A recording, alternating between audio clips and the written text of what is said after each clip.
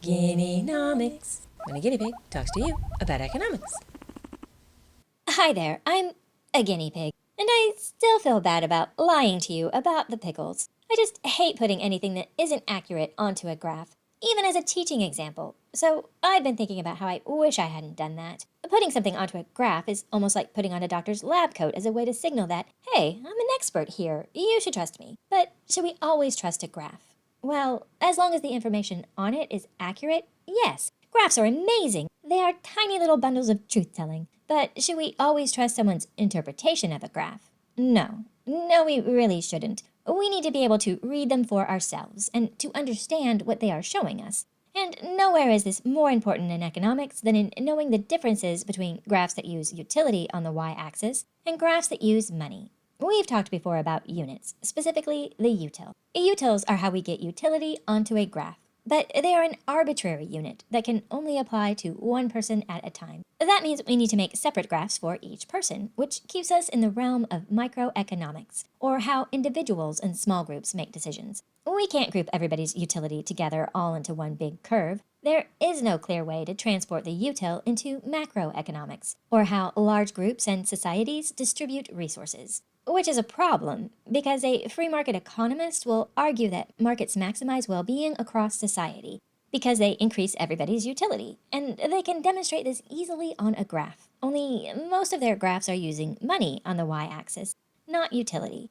One of the fantastic things about money is that, unlike the util, it does come in standard units that apply to everybody equally. One person's dollar is just the same as any other person's dollar. If we put them both together, we now have $2, and both of those dollars are equal in value. This is the same thing as saying that money is uniform, which, if you remember from Rosie's video, is one of the 6 characteristics of money. Being uniform and coming in standard units means the same thing. So, unlike utility, we can group everybody's money together on the same graph.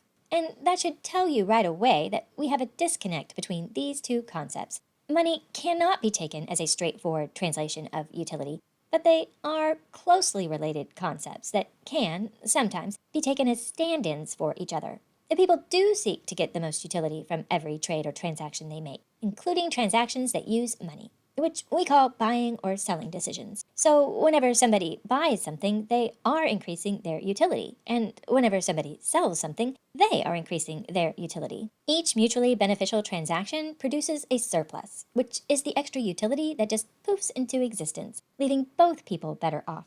Remember that we are still working within the framework of the perfectly competitive market, where people have perfect information and there are no externalities. So in the real world, if someone does buy magic beans for $1,000, and those beans turn out to not be magic, they have not increased their utility from that purchase.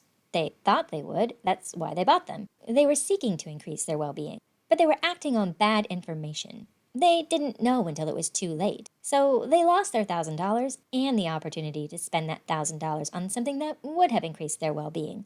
But going back to our model of the perfectly competitive market, a free market economist will draw the conclusion that since every mutually beneficial trade increases both parties' utility, and buying and selling transactions are all mutually beneficial trades, then the more buying and selling that happens, the better off everyone is. And that is true. Individually, each individual improves their well-being with each trade. But is that the same thing as saying that well-being is maximized for society as a whole?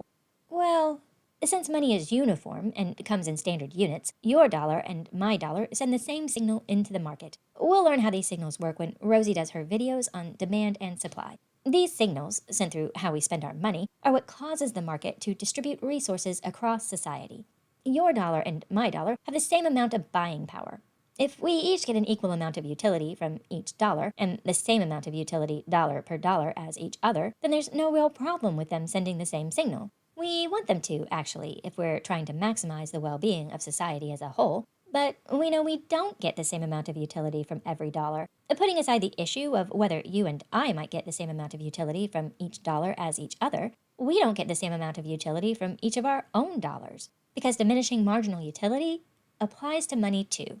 The amount of utility you get from your money is equal to the amount of utility you experience from the real goods and services you spend it on. Your first, say, $1,000 of income will go towards buying things that make it possible for you to be alive, like food and housing. You get a lot of utility from being alive. that was a great way to spend that $1,000. And your next $1,000 will go to probably more food and housing, but better food and housing, and keeping you more comfortable. You also get a nice amount of utility from being comfortable.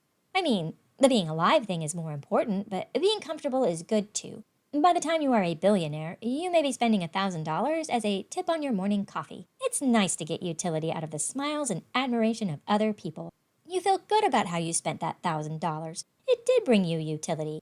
As much utility as being able to afford heating so that you do not freeze to death? Probably not. I mean, it's hard to say, but no, you're always going to spend your first $1,000 on the things that are the most important to you, and each $1,000 after that on things that are less and less important to you, the things that give you less utility.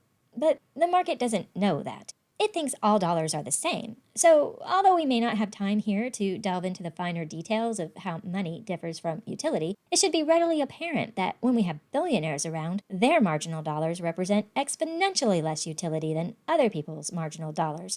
And that has big implications for all those graphs that use dollars on the y-axis.